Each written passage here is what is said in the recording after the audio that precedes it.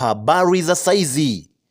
Kupitia hii video nitaenda nikupe fani 7 za ufundi zenye soko duniani, lakini tambua kuwa fani namba 1 ndio itakuwa na mashiko zaidi. Kwa hiyo ikipendeza, share video hii na familia au rafiki zako.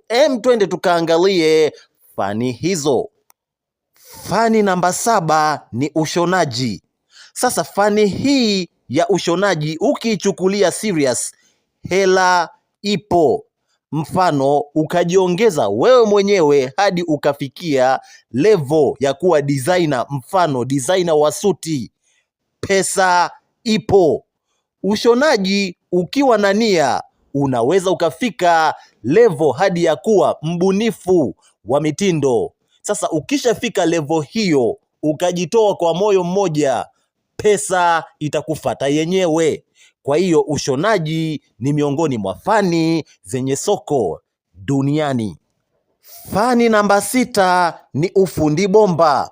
Sasa tambua kuwa mahitaji yake ya ufundi bomba ni makubwa sana. Mfano, kila siku nyumba zinajengwa, hoteli zinajengwa, hospitali zinajengwa, shule zinajengwa na kadhalika. Sasa zote hizi zinahitaji huduma za fundi mabomba. Sasa kwa ufupi, huu ujuzi wa ufundi bomba ni ujuzi usiofulia. Fani namba 5 ni uchomeleaji. Hapa naongelea welding.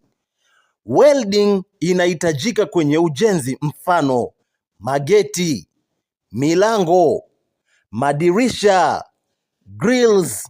Sasa ukiwa sio Mswahili, narudia tena, ukiwa sio Mswahili, ukiwa umenyoka, pesa utaipata kwenye uchomeleaji. Kwa hiyo ni miongoni mwa fani zenye fursa na soko duniani. Kazi zipo kama ukiwa sio Mswahili. Fani namba 4 ni ufundi magari.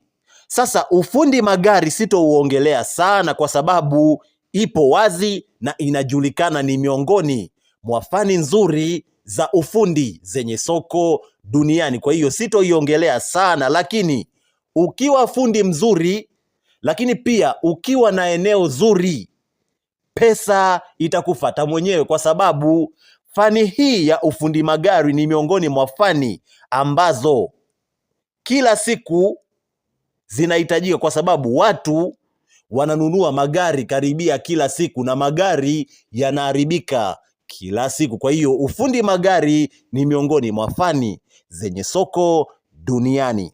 Fani namba 3 ni ufundi pikipiki. Sasa kama tunavyojua, pikipiki zinaongezeka kila siku, lakini pia kuongezeka kwa pikipiki nako zinaharibika kila siku. Kwa hiyo kama ukiwa mtaalam wa ufundi pikipiki na ukatafuta eneo zuri, pesa itakufuata yenyewe.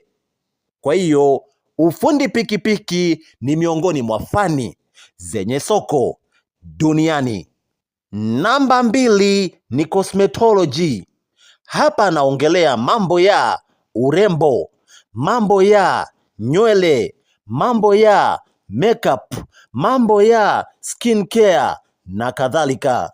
Sasa ujuzi huu wa cosmetology ni miongoni mwa ujuzi wenye fursa na soko duniani. Sasa ni wewe kutafuta eneo ambalo lina wateja au eneo lenye biashara, kwa sababu kila mtu anataka kupendeza, hususan mabinti wanataka waonekane vizuri. Kwa hiyo ukiwa mtaalamu wa cosmetology, pesa itakufuata yenyewe tu. Kwa hiyo kinachohitajika ni ubunifu na uvumilivu. Pesa ipo kwenye mambo ya makeup, mambo ya nywele, mambo ya skin care. Kwa hiyo pesa itakufuata tu yenyewe kama ukiwa mtaalam kwenye mambo ya cosmetology. Na namba 1 ni ufundi umeme. Sasa hapa pia sitoongelea sana kwa sababu ipo wazi. Kila siku nyumba zinajengwa, taasisi mbalimbali zinajengwa. Kwa hiyo wataalam wa ufundi umeme wataendelea kuhitajika kila siku. Asante sana kunisikiliza mpaka mida hii. Hakikisha unashare video hii, lakini pia usisahau kusubscribe. Nikutakie kila la heri.